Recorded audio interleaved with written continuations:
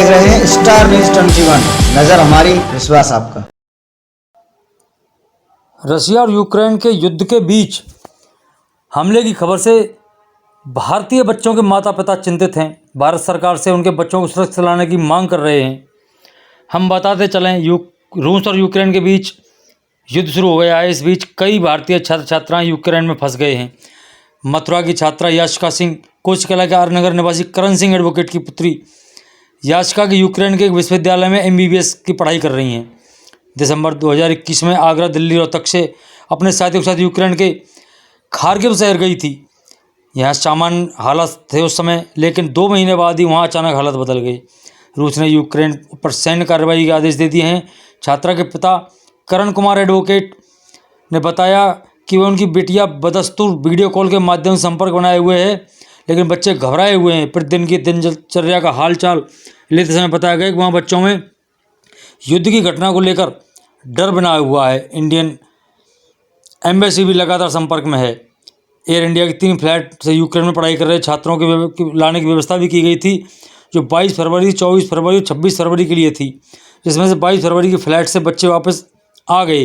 24 तारीख को यूक्रेन से एयर स्पेस बंद होने के कारण बच्चों को लाने में असमर्थ रही। इसके कारण कोचकला की बेटी 26 तारीख एयर इंडिया की टिकट से कन्फर्म थी, लेकिन युद्ध होने के कारण सभी फ्लाइट रद्द कर दी गई हैं। भारतीय एम्बेसी द्वारा यूक्रेन फंसे हुए छात्रों को घर वापस लाने का हर संभव प्रयास किया जा रहा है। करण कुमार एडवोकेट राष्ट्रीय लोकदल के बड़े नेता हैं।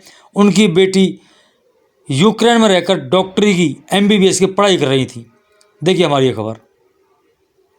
और हम ज़्यादा जानकारी करते हैं। करण कुमार एडवोकेट जो कोचीकला के रहने वाले हैं, उनकी पुत्री है जो MBBS की पढ़ाई करने यूक्रेन गई हुई थी। वकील साहब, हम आपसे जानना चाहेंगे क्या हालात हैं वहाँ? बेटी से आपकी बात हुई तो क्या बताया उन्होंने?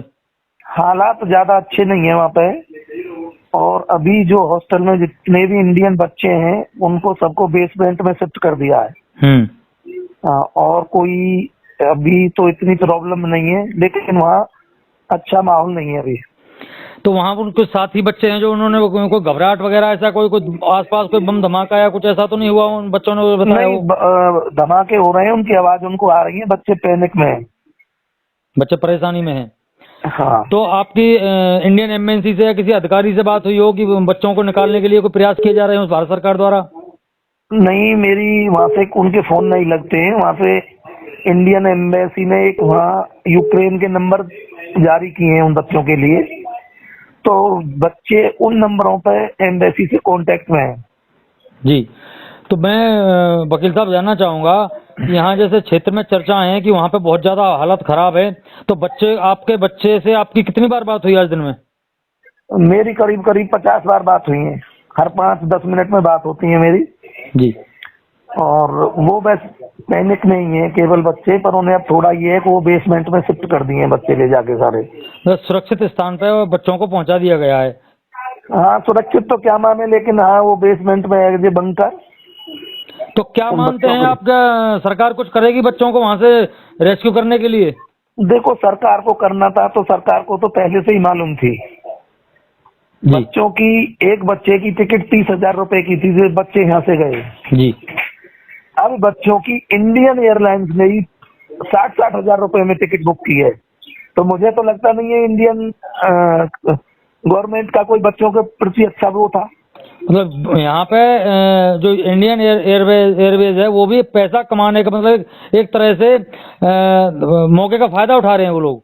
ये फायदा ही है जब 30,000 रुपए में बच्चा यहाँ से गया है और इंडियन एयरलाइंस की टिकट 60,000 में उसकी वो की है, और फिर भी बच्चे आ नहीं रहे हैं। फिर भी आ नहीं रहे बच्चे, उनको लाइन नहीं। बड़ी चिंता का विषय है। हमारी बात हो रही थी अभी करण कुमार एडवोकेट, जो उनकी पुत्री है जो वहाँ पे MBBS की पढ़ाई यूक्रेन में करने गई है, और रसिया का यूक्रेन का युद्ध चल रहा है। ऐसे में क्या हालत होगी माता पिता की, आप बखूबी सुन सकते हैं। वकील साहब ने क्या क्या बताया है वहाँ? बच्चे बहुत पैनिक में हैं। सिटी में ही है जी, खार्किव सिटी में ही है मेरी बेटी। अच्छा, तो वहाँ वकील साहब उनके बच्चे को खाने पीने की व्यवस्था ऐसा कुछ, मतलब कोई परेशानी तो नहीं हो रही है?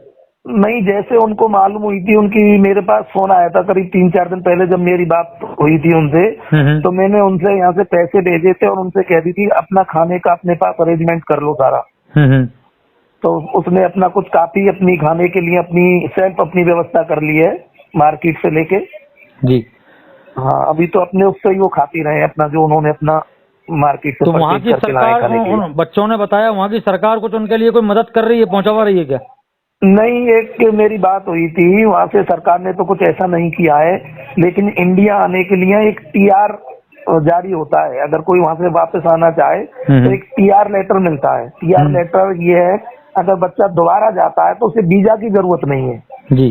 तो अर्जेंसी में टीआर बनवाने के लिए भी वहाँ 33,000 रुपए की बच्चों से डिमांड की गई थी, जिनको जरूरत जल्दी लेना है। तो मेरे हिसाब से तो मुझे तो कोई व्यवस्था वहाँ से दिखी नहीं इतनी कि वो गवर्नमेंट कोई मदद कर रही है बच्चों की।